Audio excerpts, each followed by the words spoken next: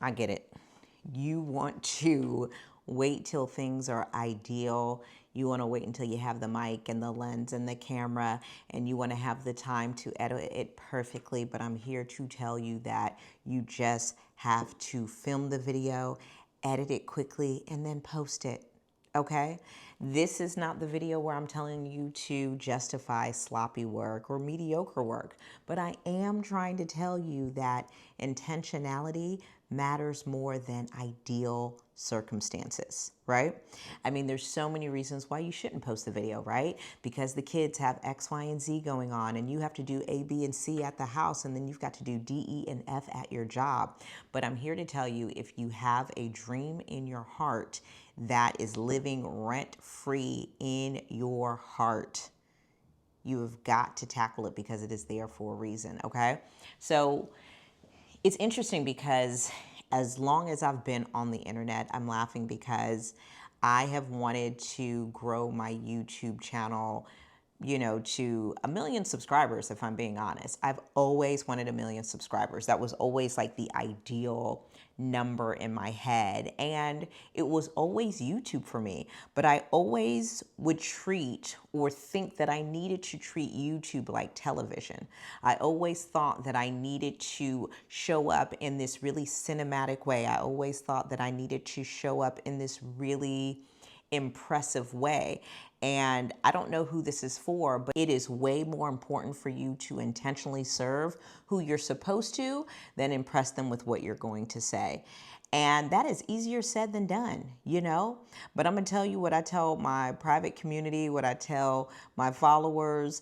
Anybody knows that I always will tell you, this is not about you. This is not about you. The content you're supposed to create, the book you're supposed to write, the podcast you're supposed to put out, the course you're supposed to launch, the coaching program you're supposed to offer, it has nothing to do with you. It doesn't. So during the pandemic, if you followed me on Instagram or found me during the pandemic, there's a good chance you found me on Instagram, which is my largest platform. And I did something every Wednesday at 11 a.m. called Mattie Live. And every single week, I would show up and I would just pour into my audience. And this was funny because this was like the pandemic had hit. My kids were 5, 2, and a newborn. We had 3 kids at home, but we certainly needed something to do. I needed to make sure that I still generated income. I had been a full-time creator and an entrepreneur for 5 years at that point. It's now been 10 years, which is kind of crazy to say. And Chris was like, babe, why don't you just go live? He's like, you're so good live when you just talk to people, you coach them, you answer their questions on the spot, because I love me a Q&A.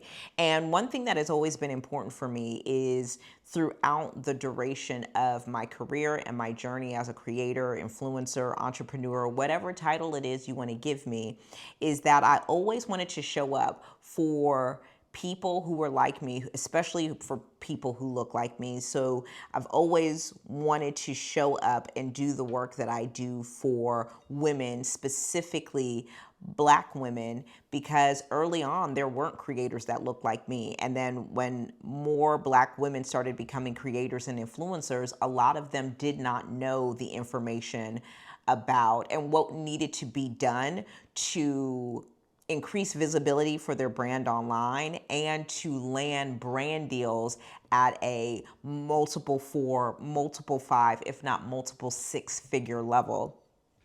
And so I knew that I wanted to pour into my audience like that. And so I just showed up every single Wednesday. I mean, there's 52 weeks in a year. So I think in that 52 weeks in a year, I just showed up. It was never ideal. It was like this is my studio where we record and film and do stuff like that now, but this did not exist. Like, it was an unfinished basement, right? My kids were little. We couldn't have anybody come to the house early 2020 because we didn't know what was going on. So it would be in my bedroom, me and Chris's bedroom upstairs, and I would just turn my iPhone on. I would go live on Instagram for what started out as like 15, 20 minutes. And then I really started going for an hour and just pouring into my audience.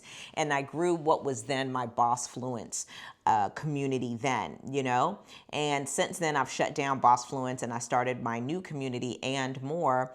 But what I realized is that the reason why I was able to grow Boss Fluence to over 10,000 members, the reason why I was able to have a $250,000 launch with Pitch Please, which was my signature course at the time, simply was because I showed up. I showed up every single Wednesday, probably out of 52 Wednesdays of the year. I think I showed up for 48, and I did that for nearly 18 months. I showed up for every single Wednesday with the exception of like holidays or if we traveled, and I maybe missed 2 or 3 of those, and I just poured into my audience.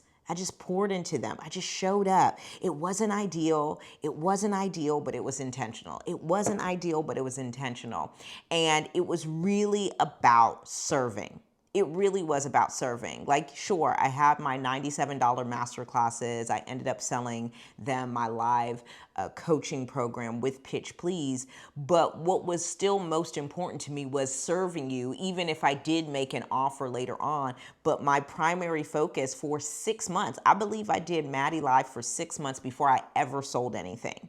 And so if you are trying to figure out what you need to do, you've got to just show up, even if it's not ideal. You don't need a fancy camera. You don't need the wireless mic. If you have a smartphone, if you have a camera in a quiet area and the sun, you can do it. And remember, it's not about you. You're not serving you. You're serving who you're supposed to serve. And there are people that you were supposed to serve, and you will never find them until you get out of your way. So I want you to stop hiding simply because your situation isn't ideal. And I want you to start showing up because you want to intentionally serve who you're supposed to serve.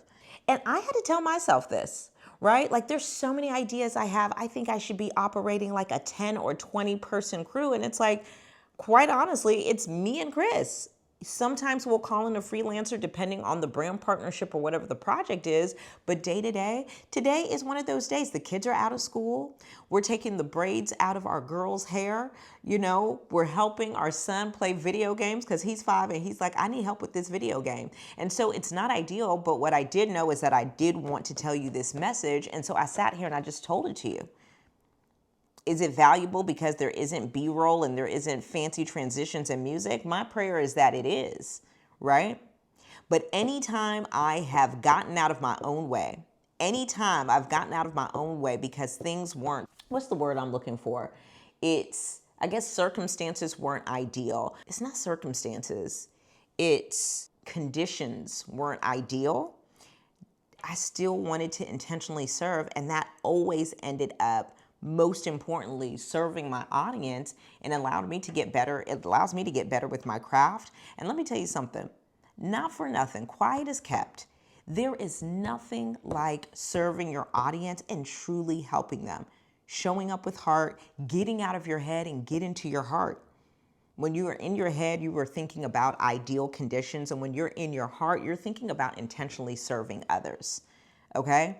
You don't get to the successful and profitable part of your brand and your business by staying in your head. Yes, the things you put out should be thoughtful, right? But that's going to come more from your heart than it is your head.